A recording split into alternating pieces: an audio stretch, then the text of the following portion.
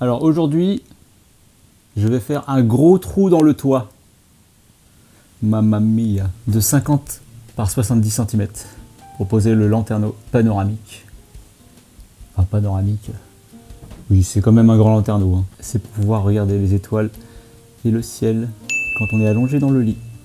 Alors, première difficulté technique, j'avais pas réfléchi à ça, mais bien sûr, je ne peux pas couper de ce côté-là parce que la scie sauteuse, je peux pas la mettre à plat à cause du renfort. Donc il va falloir que je fasse, comme pour l'autre fenêtre, que je fasse des petits trous pour me servir de point de repère parce que de reporter les mesures alors que là je suis vraiment juste à 50 cm et 4 mm je crois, un truc comme ça, entre les deux renforts. C'est pile poil. Mais c'est tellement pile poil que j'ai pas trop droit à l'erreur. Alors je vais faire 4 petits trous qui me permettront d'avoir les points de repère nécessaires pour tracer la forme de la découpe de l'autre côté.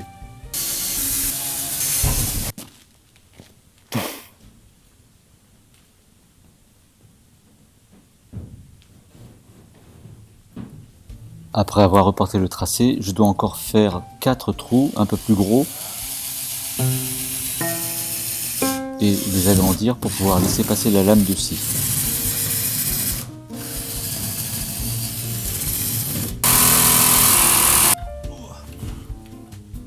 Ça se passe comment? Ah ouais, vous, au niveau du bruit là? Au niveau du bruit, ça fait du bruit. Ok.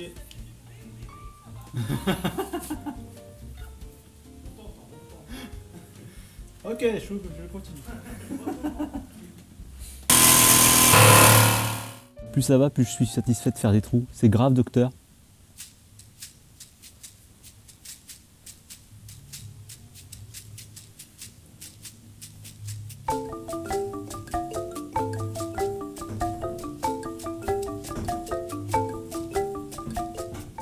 Là, j'ai présenté le lanterneau.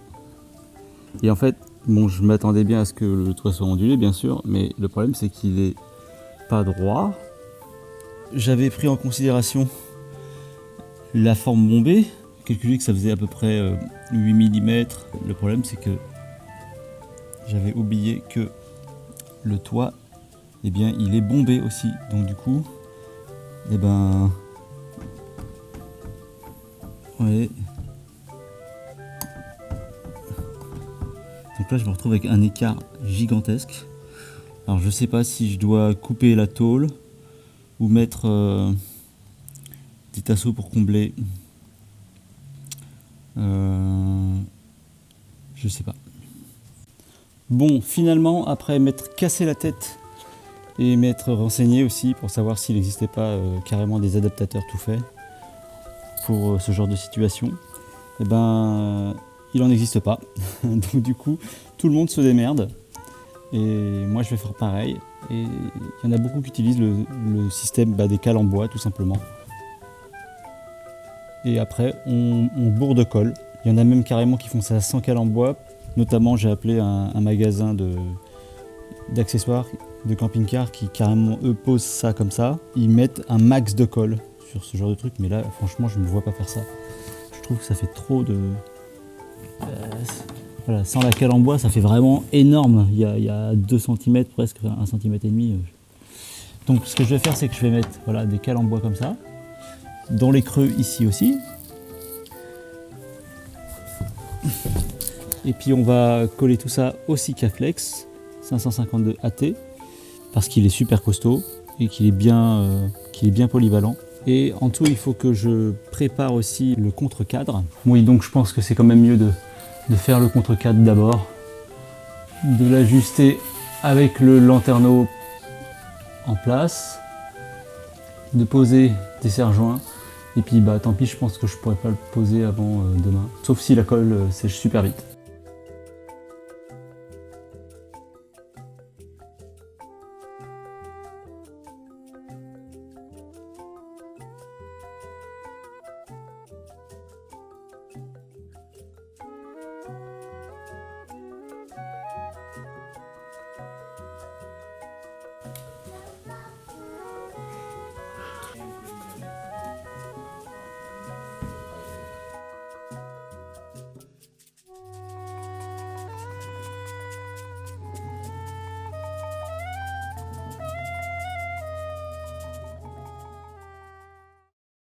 Alors aujourd'hui, le programme de la journée, déjà j'ai vérifié que ça avait bien séché sur le grand lanterneau, donc ça c'est bon. Je vais attaquer l'ouverture du deuxième lanterneau, le plus petit, celui qui est devant, qui est ventilé électriquement. Donc j'ai fait le cadre afin de gagner du temps. Donc là je vais faire l'ouverture, l'image des bords, un peu d'anti-rouille. Et comme ça, pendant que j'attends que l'anti-rouille sèche, je vais attaquer les baguettes sur le grand lanterneau. Et je pense que je vais le sceller. C'est le programme de la journée. Et éventuellement aussi peut-être une petite coupe de cheveux. Comment ça? Oh. Ah, ça peut encore attendre un petit peu. Bon, et puis j'aurai pas le temps aujourd'hui de toute manière.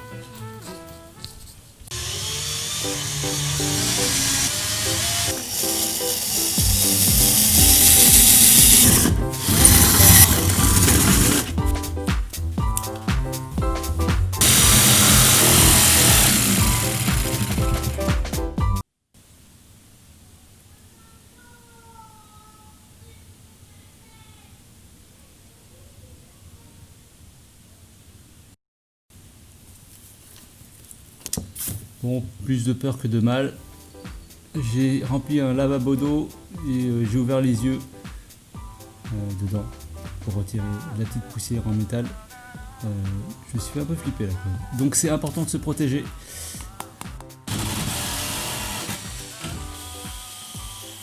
Ah, on dirait que je suis dans un film de science-fiction là.